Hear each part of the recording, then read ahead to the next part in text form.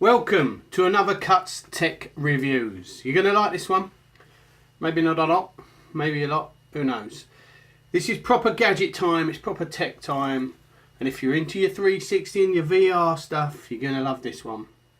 So as you can see right in front of you, something's mounted on a tripod. By the way, this tripod is made by Manfrotto, which is not the tripod that comes with a device. The device is made by Samsung, and it is, ta-da, the Samsung Gear 360.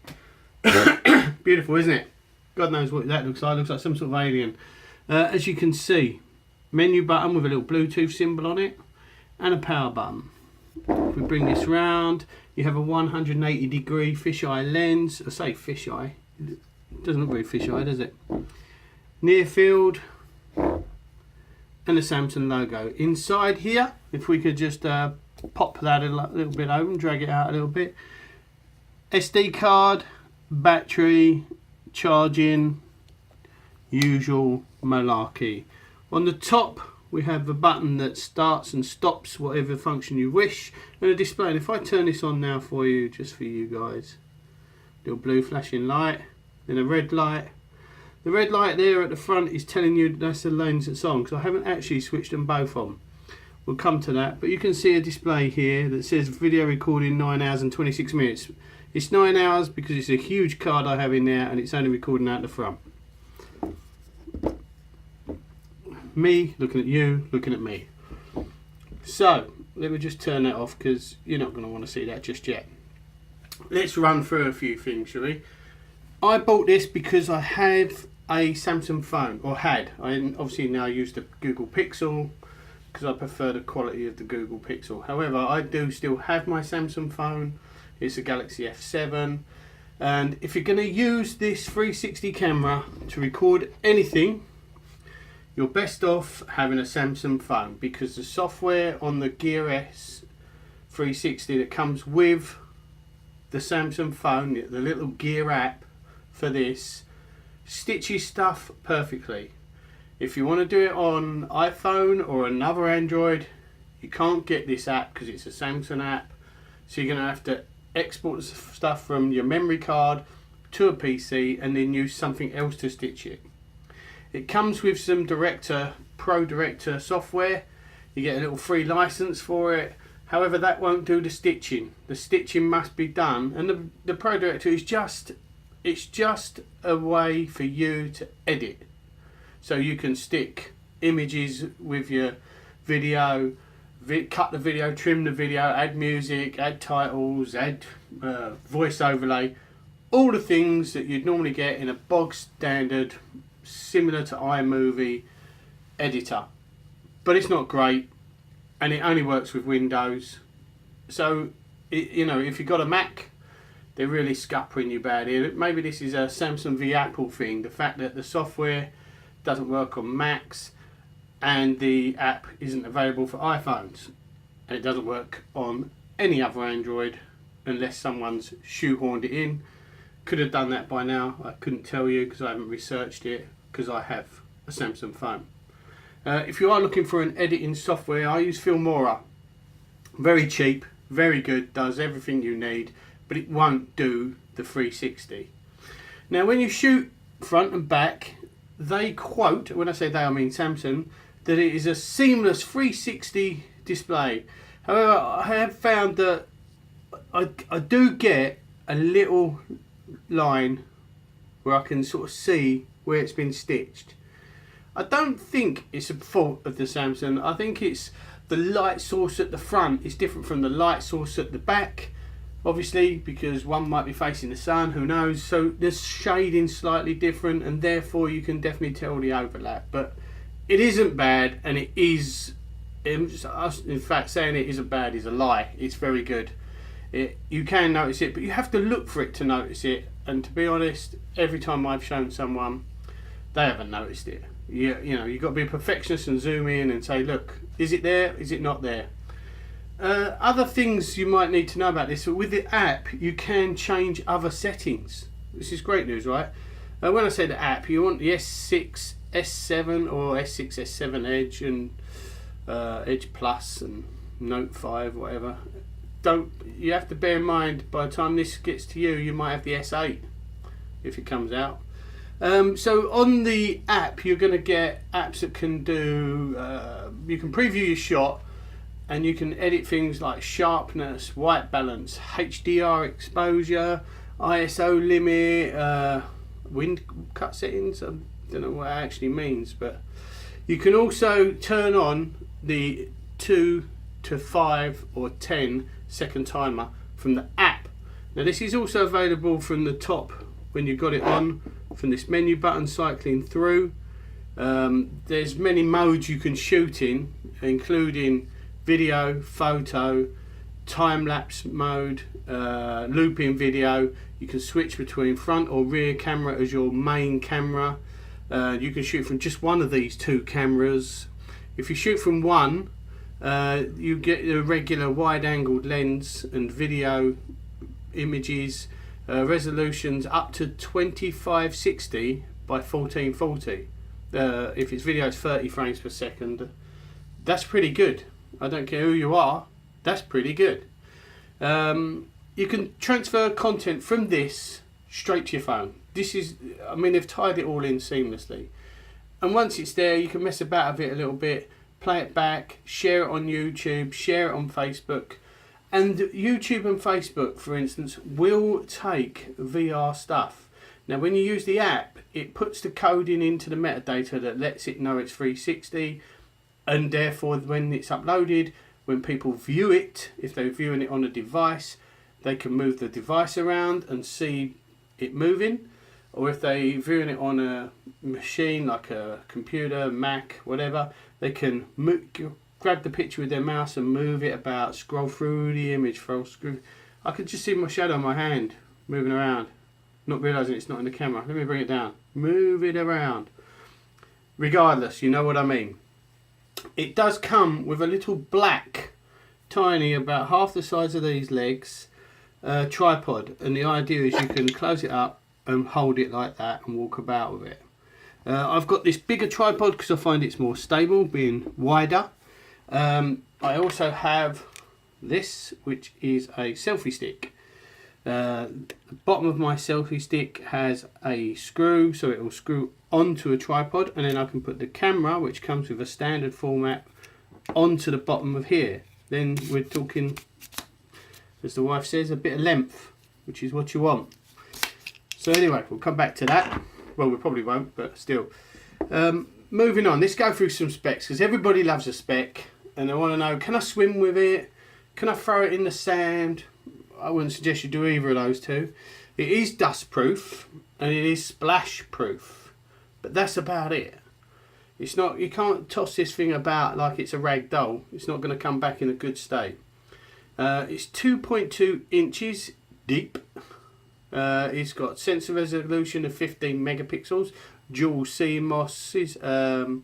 The optical sensor size is 1 to 2.3. It has a digital video format H.265, which is the standard these days. Images are saved as JPEGs. The maximum video resolution is 3840 by 2160. This is obviously dual cameras. The USB 2 connection is a brilliant charger, and I think, although I haven't tested it because I've always took my memory card out, I've always took it out and put it in my Mac, but I think you can transfer the images via that USB. I'll research that and stick it in the comments for you. It's made by Samsung. It only comes in white. As I say, it's dust resistant, but that doesn't mean you can bury it in the sand and pick it up a few hours later and it's going to be fine. It's going to not be happy at all, to be honest with you. The maximum viewing angle per lens is 180 degrees, giving you a full 360 degrees. I've read some reviews saying they're not getting a full 180. I can't imagine that Samsung would get away with advertising it's 180 if it wasn't 180, so I don't know where they're getting their stats from. It's definitely not Samsung. Micro SD card. I've got a 128 gig in there. Fisheye lens. The aperture's f.2.0. 360 spherical capture. Does, like I said before, it does loop recording and time lapse.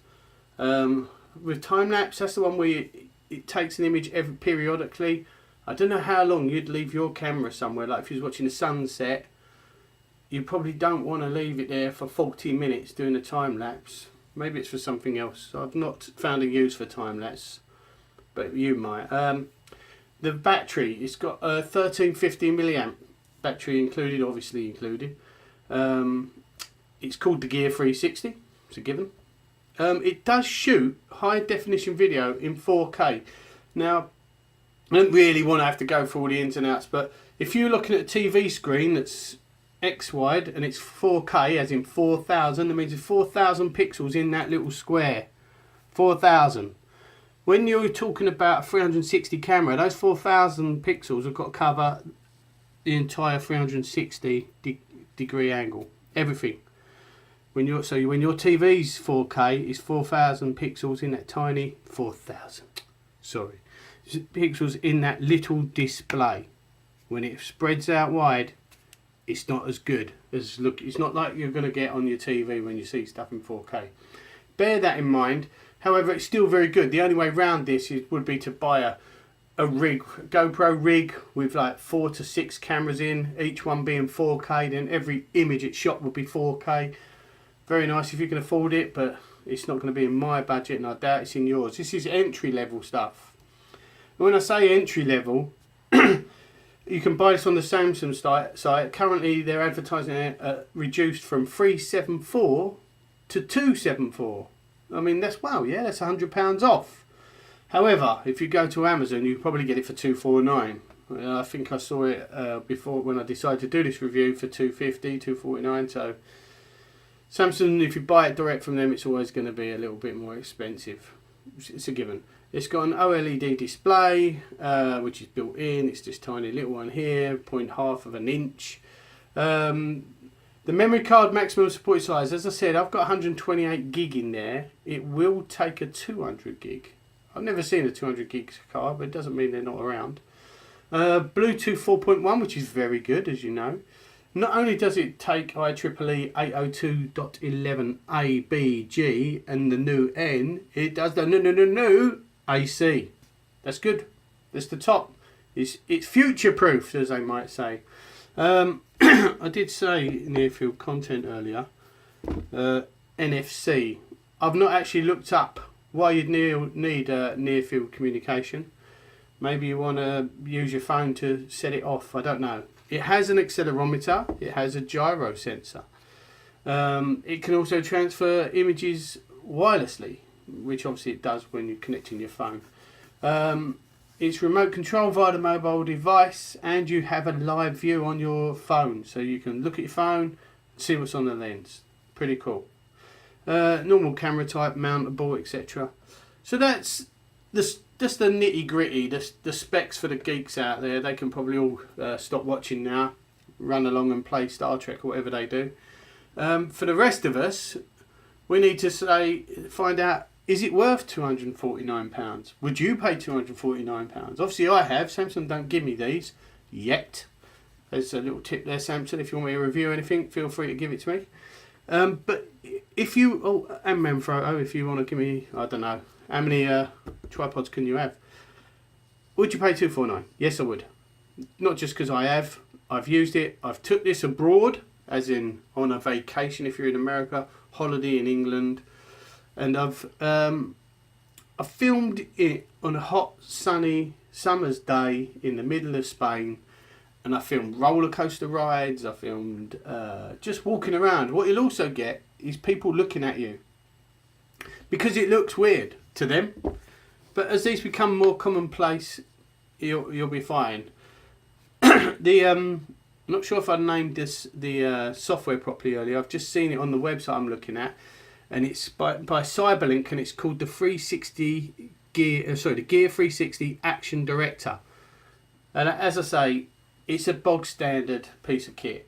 It's nothing special. There's no real whistles and bells. I don't even think there's a green screen mode. With Filmora that I use, there is a green screen mode, and as I say, Filmora is affordable, very good. There's even an app, so you can use Filmora on your phone for editing videos, and it's very good. You need a powerful phone maybe, but it is very good. all the holiday stuff I took with it, I loved. It's brilliant. I show people this stuff. I put it in my phone and I swing it around, and they're like, "This is." My parents think it's magic. How is this possible? It's like they're looking through the window of another world where they can control the movement of the window. But they're old, and they're not long for this world. So just ignore what they say. It's brilliant. Put your 360 headset on and have a little look around, and you'll love it. Put the Samsung make a 360 headset, as you know. A lot of people that got the S7 got it free with the S7. Probably haven't realised what to do with it yet.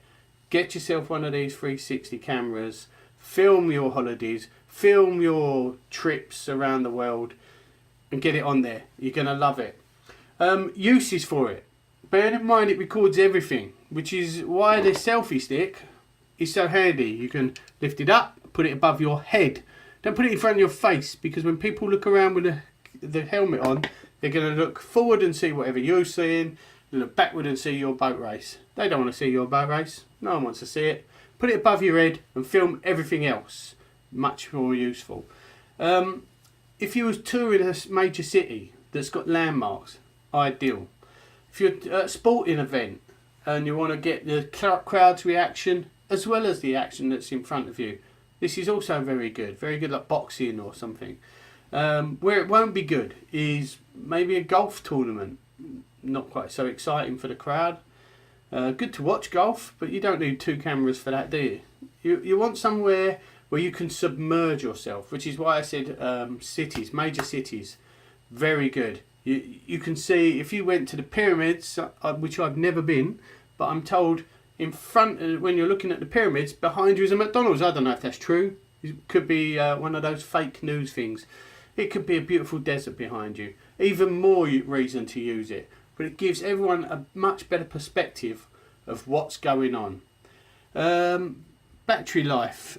If you're in both cameras at the same time, I'm finding I'm getting over 6 hours. Now, not continuous shooting, because, well, when you're using both cameras, you probably don't have a memory card that's going to hold that much.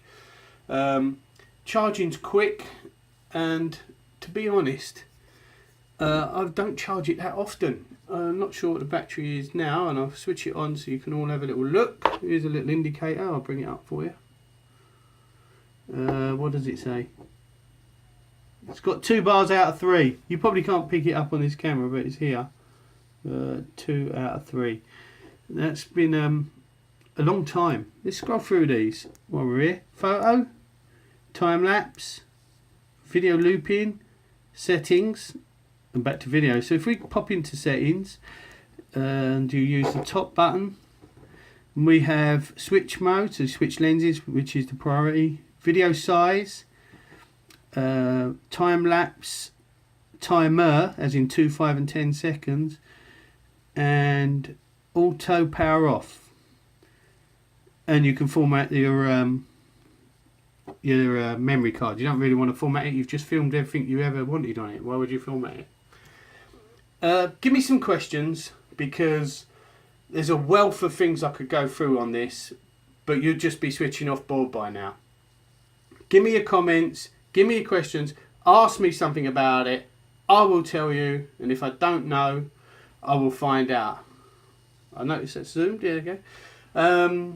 Subscribe. There's a subscribe button down in the bottom left. Whack that button, and if you do decide to buy one and shoot something, or you want to see something I've shot, maybe put it in the comments and I'll whiz it over to you and you can tell me what you think. Get yourself a 360 VR headset if you are going to use the camera. Otherwise you will find yourself holding your mobile phone like this and moving it around to see. Whereas if you've got the VR headset, it's very submersive. One of the next reviews I'm going to do is for the Sony VR. So the PlayStation VR. Obviously that's for game playing, but if you have video footage you shot on this, you can put it on your PlayStation and then you can view it. We'll come back to that later. Drop me a comment. Thanks again.